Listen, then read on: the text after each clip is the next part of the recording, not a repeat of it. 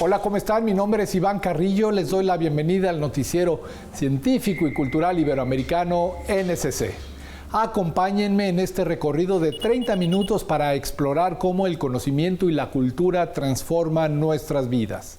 Este espacio es gracias a la Asociación de Televisiones Educativas y Culturales Iberoamericanas, ATEI, y también está a su alcance en la plataforma Dailymotion.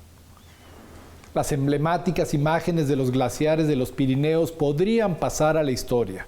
En 1850 existían 52 glaciares, hoy tan solo quedan 19. ¿Cuál es la razón?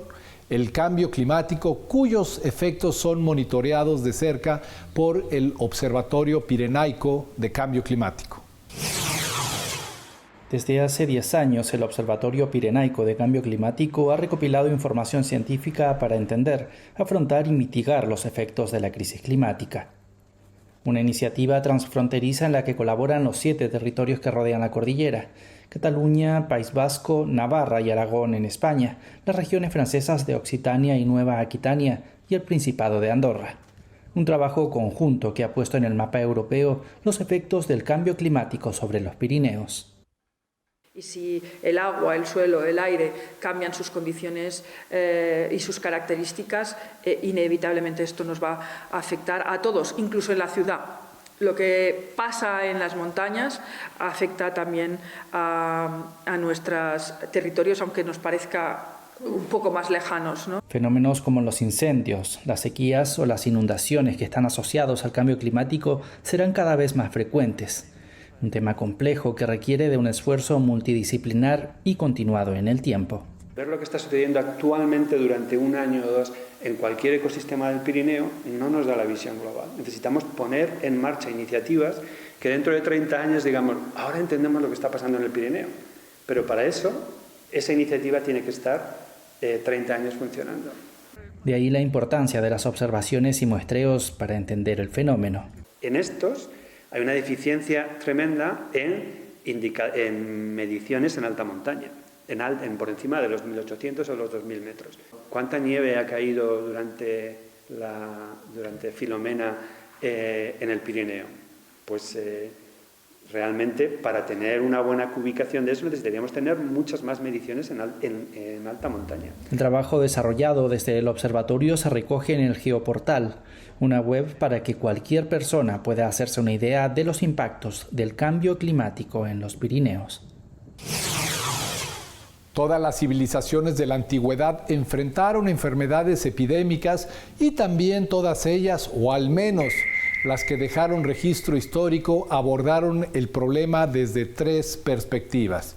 Una religiosa mágica que pretendía aplacar a los dioses, otra con la utilización del conocimiento médico que se tenía a la mano y por último la implicación del poder público en la lucha por vencer la plaga, ya que casi todas las epidemias por regla general constituyen un factor de ruptura de la cohesión social.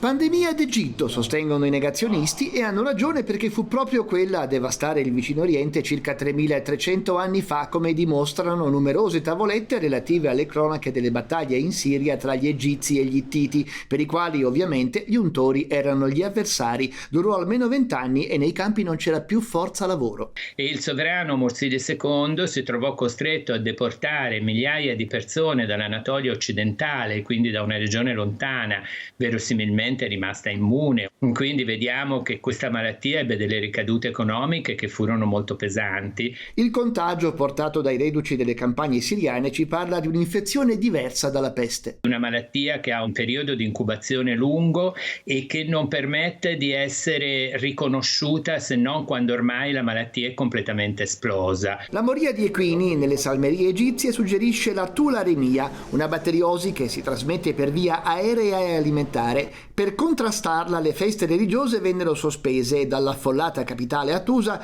la corte traslocò per decreto nel cuore più deserto dell'Anatolia. I loro DPCM gli ittiti li scrivevano in caratteri cuneiformi, parlavano la più antica lingua indoeuropea. Pensate che acqua si dice water, esattamente come l'inglese. Semitico invece l'idioma degli egizi, ma con sorprendente simmetria rispetto ai nemici sull'origine dell'infezione. Certo, la chiamano Ta enti amu, la malattia degli asiatici. Laddove quelli si limitavano agli scongiuri, i sudditi del faraone, invocati gli dei, passavano a una cura che, niente di nuovo sotto il sole, avrà certamente avuto i suoi obiettori. Dovremmo dire "oh malattia asiatica, vattene", apponendo nella parte nera del corpo, dice il testo, della Chenefet, che è un po' della caligine che si forma quando si mette un recipiente sul fuoco. Anche loro abbandonarono la capitale, Tebe, per fondare Amarna in una zona salubre e incontaminata, come tramandano le stele di Amenofis, poi detto Akhenaton. Una nuova capitale che prevede anche un grande distanziamento, degli ampi spazi e una vita all'aperto. Onomastica, urbana e anche religiosa, forse per ripicca verso i vecchi dei insensibili alle richieste d'aiuto,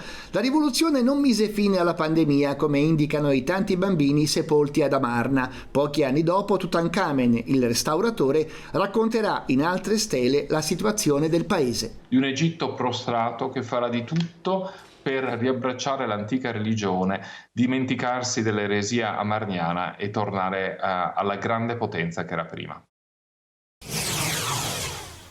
Todos hemos disfrutado una bolsita o un cucurucho de cacahuates o de maní, pero en ocasiones estas legumbres llegan a ser muy irritantes. Sí, escuchó bien, los cacahuates son legumbres, no frutos secos, y a continuación Big Bang Ciencia nos explica más sobre este asunto.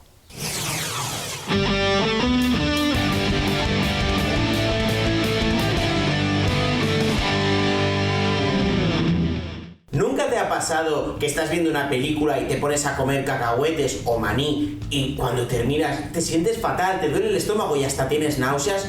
Los cacahuetes dan muchas náuseas. Pero, ¿por qué pasa esto?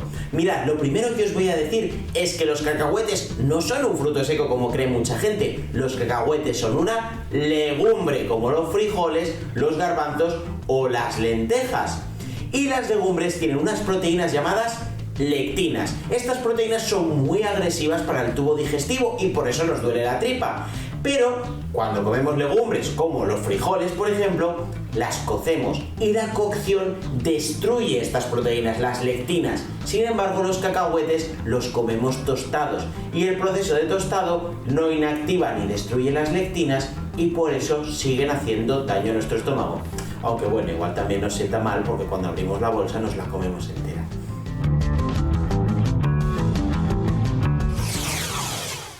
A continuación quiero presentarles un microdocumental producto de la iniciativa Historias Sin Fronteras, de la cual tengo el gran honor de formar parte.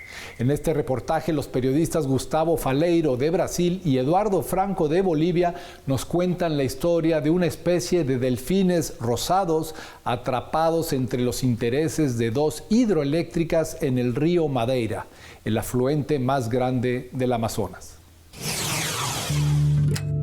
Este es el delfín rosado. Es quizás el animal más simbólico del Amazonas, conocido por su color característico. Carismático, parece siempre tener una sonrisa dibujada en el rostro. Su presencia es casi mítica, tan es así que inspiró la leyenda en la que se convierte en un hombre seductor, una fábula muy popular en el folclore amazónico. Por increíble que parezca, en el 2012 se encontró una nueva especie de delfín de río, el Inia boliviensis, habitante de la cuenca alta del río Madeira.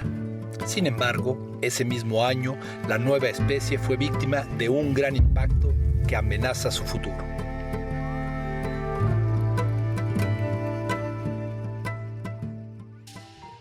En los años 2012 y 2013 fueron inauguradas dos gigantescas barreras sobre el río Madeira, las hidroeléctricas de Santo Antonio y Jirau. Estas hidroeléctricas fragmentaron el hábitat de los delfines de río, atrapando a unos 50 o 100 individuos entre las dos represas. Aunque estos animales han quedado en una longitud de río de unos 100 kilómetros, los investigadores afirman que la población sufrirá la reducción de su diversidad genética, dando lugar a la aparición de enfermedades y eventualmente a la desaparición de la especie. Un hecho grave, más aún si tomamos en cuenta que la especie ya se encuentra en peligro. Un fenómeno similar ha ocurrido con el dorado, cuyas poblaciones aisladas por las represas están perdiendo su capacidad de reproducción. Así, además de los delfines de río, las represas también perjudican a diferentes especies de peces, aves, tortugas y, en consecuencia, a los pobladores ribereños. El Inia boliviensis fue considerado una nueva especie por diferentes estudios realizados desde el año 2000 que indicaron que presenta diferencias anatómicas con relación a las demás especies de delfines de río. Su hábitat son los ecosistemas de agua dulce amazónicos de Bolivia y el río Madeira, que es considerado el río con mayor carga de sedimentos del mundo, hogar de más de 1000 especies de peces identificados. Además de las hidroeléctricas de Santo Antonio y Jirau, Brasil y Bolivia están terminando los estudios para la construcción de al menos otras 2 represas en la cuenca del Madeira. El principal impacto previsto será una enorme reducción de la carga de sedimentos, alterando el río para siempre. Y la fragmentación de estos hábitats afectará a distintas especies como el delfín de río, ocasionando un impacto acumulativo con consecuencias desastrosas. Además de ello, el proceso no se está consultando con las comunidades y poblaciones locales. Crear un diálogo con los pobladores ribereños y comprender mejor los impactos de las represas debe ser el primer paso para no romper el equilibrio del ecosistema. Finalmente, al igual que los delfines, muchos otros corren el riesgo de quedar atrapados. Está usted viendo el noticiero científico y cultural iberoamericano NSC. Visite nuestra página noticiasnsc.com y descargue nuestra aplicación.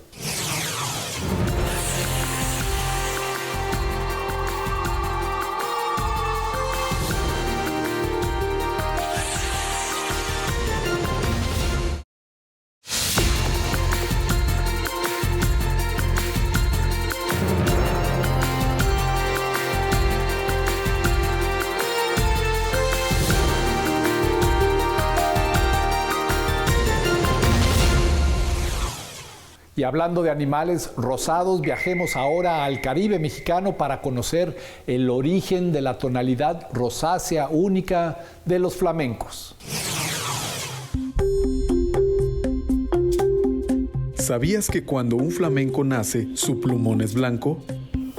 Aunque al ver un flamenco adulto no hay ninguna duda sobre la especie, pues sus características saltan a la vista.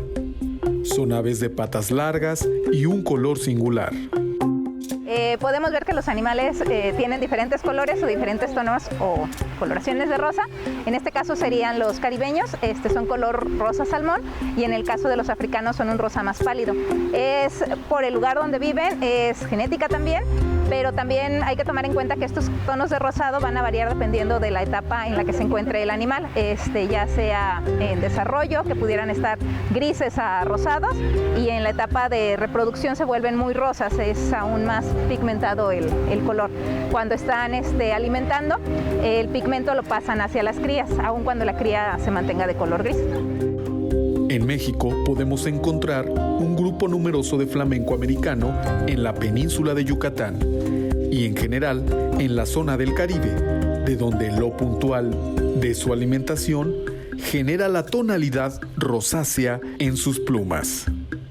Ellos comen cangrejos, comen camarones, comen algas, comen plancton. Entonces todo esto, los carotenoides de lo que ellos comen es lo que les hace el color, es de donde obtienen el color. Bajo cuidado humano, los flamencos reciben todos los requerimientos nutricionales necesarios, basados en una dieta diaria monitoreada puntualmente para cada individuo, y lograr así el desarrollo de estos. Desde Guadalajara, México, para el noticiero científico y cultural NSC, Héctor López. La inteligencia artificial ha irrumpido de manera determinante en nuestras vidas. Aunque no siempre somos conscientes de hasta qué grado nuestros datos pueden participar en la evolución y aprendizaje de otros sistemas, es un hecho que en la era de la información mucho de lo que hacemos deja una huella binaria en los servidores de alguna empresa o gobierno. Ahora esta revolución tecnológica comienza a permear los aspectos más cotidianos e íntimos de nuestra vida. Por ejemplo, en nuestra relación con las mascotas. Creo que los robots pueden ser incluso mejores a la hora de levantarle el ánimo a una persona. Creo que la gente quiere tener robots con los que puedan abrirse y a los que puedan demostrarles sus emociones.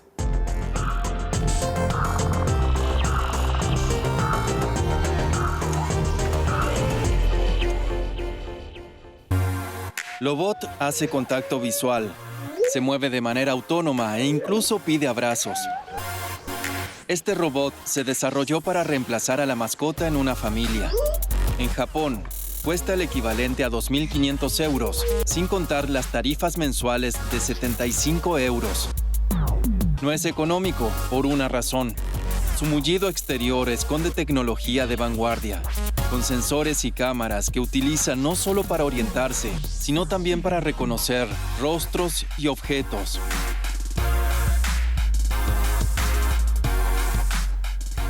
Cuanto más tiempo pasas con un robot como Lobot, más te conoce y entiende. ¿Por qué es necesario? En esencia significa que llega a conocerte recopilando datos. Imagino una relación humano-robot basada en la confianza. Con un robot que te conoce muy bien y te entiende en base a esa información. En el mundo industrializado, cada vez más personas viven solas. En Japón, la cantidad es de 1 cada 3, pero esa cifra está en aumento. Los habitantes de las ciudades japonesas que no tienen tiempo ni espacio para tener un animal propio frecuentan los llamados cafés con mascotas. Es el mismo segmento demográfico al que ahora apuntan las empresas y los desarrolladores de robótica. La idea de tener una mascota robótica no es nueva. Los primeros intentos se remontan a mediados de la década de 1990, cuando la empresa Bandai lanzó el Tamagotchi. Fue un éxito internacional. Otro clásico es el perro robot Aibo. En 2018, los fanáticos se alegraron cuando volvió a lanzarse con un diseño y tecnología nuevos. Ahora, gracias a la ayuda de sensores y de inteligencia artificial alojada en la nube, Aibo puede reconocer a sus dueños, interactuar con ellos y aprender nuevos comportamientos. Kubo es la versión minimalista de esta idea. Es poco más que un cojín con cola. Sus sensores registran cuando se lo toca y responden moviendo la cola. Puede moverla de 40 maneras distintas. La startup con sede en Tokio que lo fabrica comercializa a Kubo como un peluche terapéutico.